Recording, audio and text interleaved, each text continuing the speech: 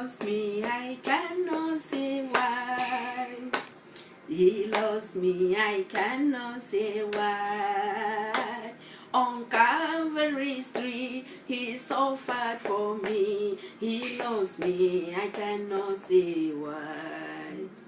You are the Lord that healed me. You are the Lord, my healer. You send your word and heal my disease. You are the Lord, my healer. Yes, as I was saying, my dear, you can see the song, it ministers healing. And who is that healer? Is God. And who sent his words to heal us? Is God.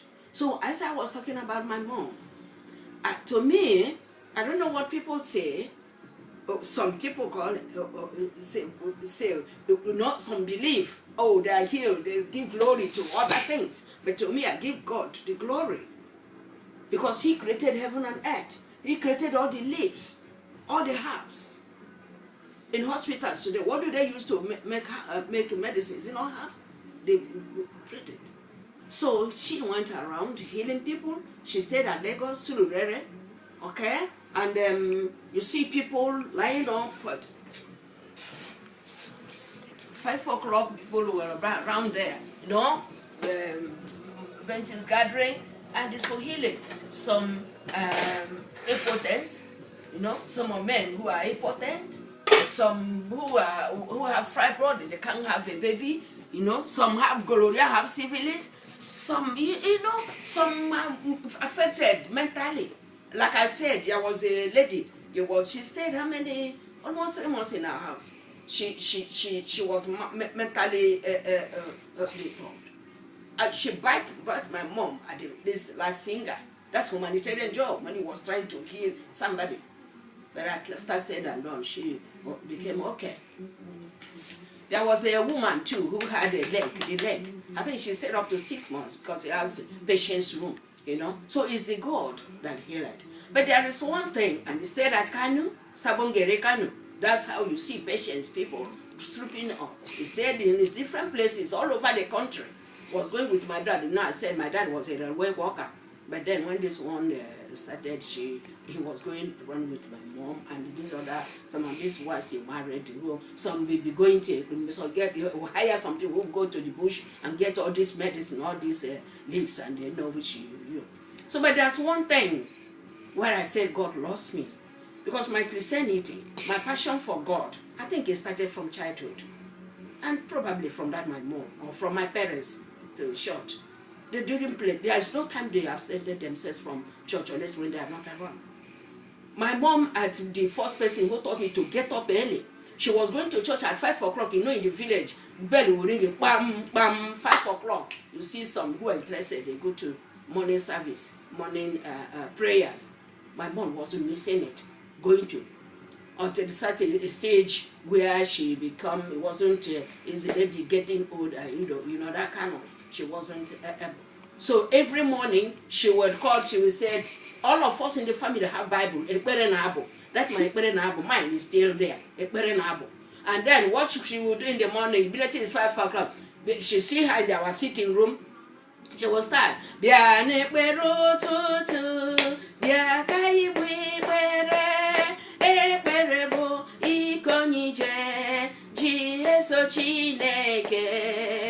immediately she, after singing, you hear her voice, everybody in the family, both the wife, both the children, everybody will, by that, everybody will gather in the sitting room and we will start our praying. They say,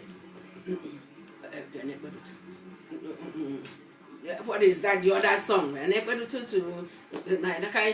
Okay, there's another song I still have forgotten. These 2 songs. Up till now, I'm still singing it, and I'm still teaching it to my grandchildren. Anytime they come to Abuja or we're at home, and every morning 5 o'clock, make sure we gather and we'll be praying. And before we start, I will say,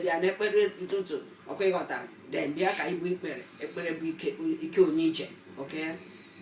Then Obim Teta Soro Anyamu Je Ozi Giku Bochita Rapu Mengo Biliano Toto Pepe Reo Toto Ge. I got this from my mom. She will, every morning, she will, when she stopped going to church, and the church, and by 5 o'clock, and then in our house become a church, a prayer, this thing. So when that time I was in so when these things, everybody was, when I hear that voice, you know, living sleep, you know, sleep. But then I would just get up. And then at the stage, I got used to it. Everybody, immediately you hear, that is our own bed. Wherever you are sleeping, in any room, you have to come at the sitting room. I copied from her. That's the passion for God.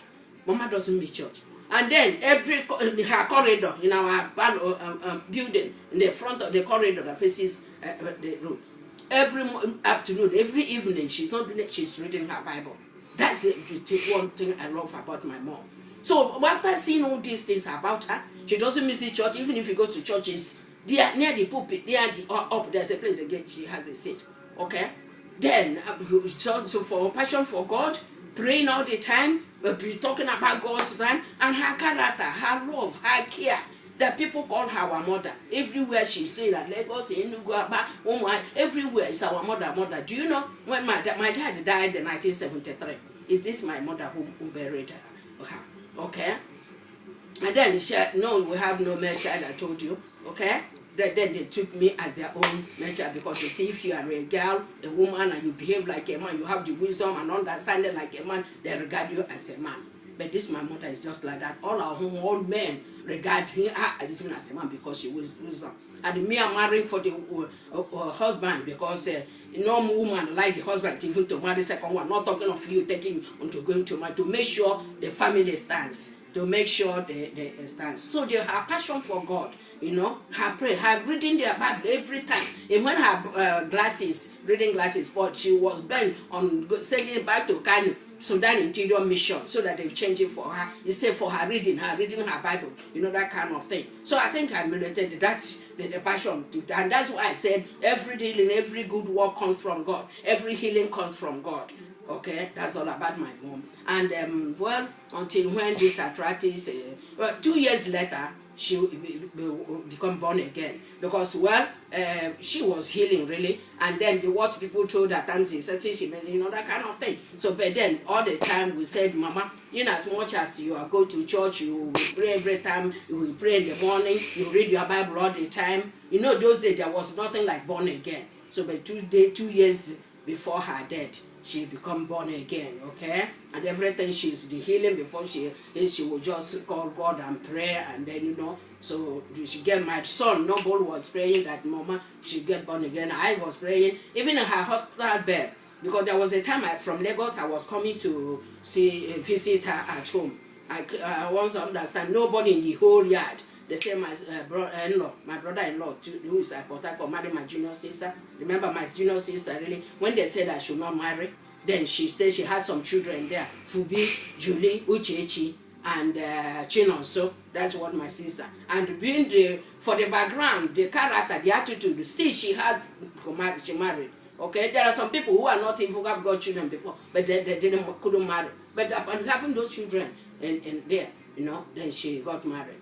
But because I told her that you have to get married because marriage is important, mostly at old age, where you can do anything, you know. That they are now around, there's money, there is everything. But when you stay at your parents' house, it's not the best because then God said the injunction of God that we should marry and multiply. Now you have God that refused to stay, okay, that I should get married because when people say you are good, my goodness should end in marriage. To advise my sister, so luckily she got married. When even those who haven't got children, and so those children are part of my sister. Because I said, Mama, but since I married some women for my dad, okay, and those women would get children for my. So what am I talking about? Her passion for God, okay, and that's what made me to know that, and that I imparted it to my children. My 2 girls become my friends. You know, choir, we go to choir, we do this. But so in the village there, I was in choir, I was the leader. In the secondary school, like I said, it's what I learned from that beginning. Even when we were at Lagos, she would phone me, make sure you pray with the children, get up early in the morning and pray with them. And I started that with my children. Though I have started before she told me, because I started early in my childhood to follow this, my God. So every morning we pray. And you can see that even in my children. Okay, at Lagos, we opened a church. when we were going, it was Yoruba they were using.